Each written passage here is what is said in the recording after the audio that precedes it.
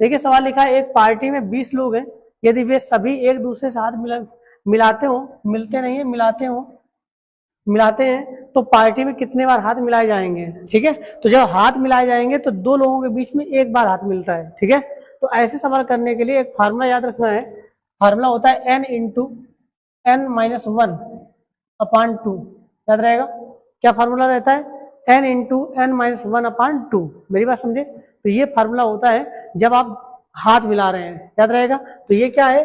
ये हाथ मिलाने की संख्या है। तो या आप लिख सकते हैं शेक हैंड्स। ठीक है, शेक हैंड्स कहते हैं इंग्लिश में, तो हमने हिंदी से लिख दिया है। शेक हैंड्स की संख्या कितनी आएगी? n into n minus 1 upon 2, बस इसमें रख देना है। तो ये n क्या है? लोगों की संख्या। ये n क्या है? ये है लोगों की संख्या, बस इसमें रख दीजिए। तो 20 उड़ते 19 बटे 2 काट देंगे तो ये आ जाएगा 190। कितना आ जाएगा? 190। यही आपका आंसर हो जाएगा। आ गया होगा सबको, समझ में आ गया? ठीक है, मेरी बात समझे? बी ऑप्शन आपका सही हो जाएगा। अगला सवाल देखिए, बिल्कुल उसी तरीके से, लेकिन यहाँ पर थोड़ा सा रुकना है। ठीक है, ये बिल्कुल उसी तरीके से सवाल है, यहाँ पर लिखा है, लेकिन यहाँ पर क्या है, अब यहाँ पर उल्टा दिया है। यहाँ पर लोगों की संख्या पूछ रहा है, जबकि शेक हैंड मिलाने के हाथ की वैल्यू दी गई 66। देखिए, एक पार्टी में कुछ लोग हैं, यदि वे सभी एक दूसरे से हाथ मिलाते हैं, ठीक है, यहाँ पर मिलाते हैं, ठीक है लेना, ठीक है, तो हाथ मिलाए जाने की संख्या 66 है, तो पार्टी में कितने लोग हैं? तो यहाँ पर क्या होगा? अब यहाँ पर दिया गया है, तो 66 की वैल्यू यहाँ पर दी गई है, तो फार्मूला फिर वही काम, n into n minus 1 upon 2, और यही बराबर दिया गया 66 के। जहाँ हमें निकालना n, तो जब आपको इस तरीके से वैल्यू मिल जाए कभी भी कि n की वैल्यू यहाँ पर इस तरीके निकालना है, तो ये हमेशा याद रखना है कि ये द्विघात समीकरण बनेगा। क्या बनेगा? द्विघात समीकरण। जब भी इस तरीके हो, तो जब भी द्विघात समीकरण हो तो आपको क्या कर लेना है? तो यह एक बात दिमाग में रखना है कि जब हाथ मिलाने वाली वैल्यू हो, मेरी बात समझे, ऐसे सवालों में जब हाथ मिलाने वाले सवाल हो, ठीक है, तो वहां पर लोगों की संख्या, समझा रहे, यहाँ पर लोगों की संख्या पूछी जाए और हाथ मिलाने वाली संख्या दी गई हो, तो हमेशा ऐसे सवाल द्विघात समीकरण के होते हैं। दिमाग में ये रखना है।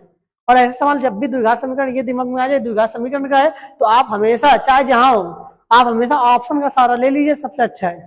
ठीक है, तो देखिए पहला ऑप्शन देखिए 12 है, तो जैसे 12 रखेंगे तो 12 गुणते यहाँ पर रखेंगे 11 बटे 2 काट देंगे 6, तो 11 6 का 66 आ गया कि नहीं आ गया? तो इसका मतलब हमारा आंसर नंबर ए ही सही हो जाएगा। आगे बढ़ने की जरूरत नहीं है, मेरी बात समझे? तो आप ऑप्शन से कर सकते हैं, जल्दी जल्दी हो जाएगा।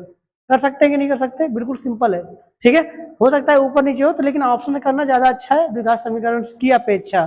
ठीक है ना, जल्दी क्लियर करिए, सबको आ गया होगा।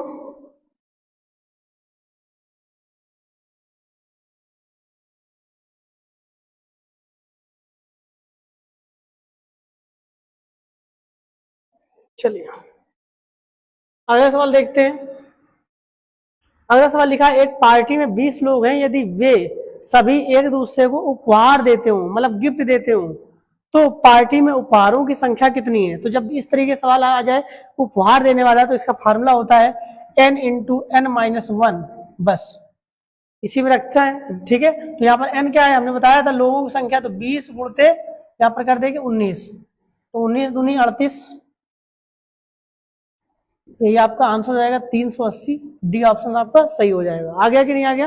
बिल्कुल सिंपल सवाल है, कोई दिक्कत नहीं है। तो क्या फार्मूला होता है? n इंटू n माइनस 1, याद रहेगा। ये है गिफ्ट देने वाला, यहाँ पर गिफ्ट देने वाला ये क्यों फार्मूला होता है? अपॉन 2 क्यों नहीं लगता? क्योंकि हमें क्या करना है, एक दूसरे से जब यहाँ पर गिफ्ट देंगे तो हम आपको देंगे, आप हमें गिफ्ट देंगे, याद रहेगा। समझ में? जैसे आप समझिए, अगर एक यहाँ पर ऑफिस में कभी भी ऐसे कोई पार्टी अरेंज हुई जहां पर 5 लोग केवल काम कर रहे हैं ऑफिस में, ठीक है ना, तो एक इंसान कितने गिफ्ट खरीदेगा? एक व्यक्ति कितने गिफ्ट? 4 गिफ्ट खरीदेगा, और 5 लोग जब 4 गिफ्ट, प्रत्येक 4 गिफ्ट खरीदेंगे तो 5 को 20, तो एक वही है। तो n इंटू n माइनस 1, मतलब जितना है, जितने लोग हैं उससे हर व्यक्ति एक कम गिफ्ट खरीदेगा। मेरी बात समझिए, वही चीज है इसमें।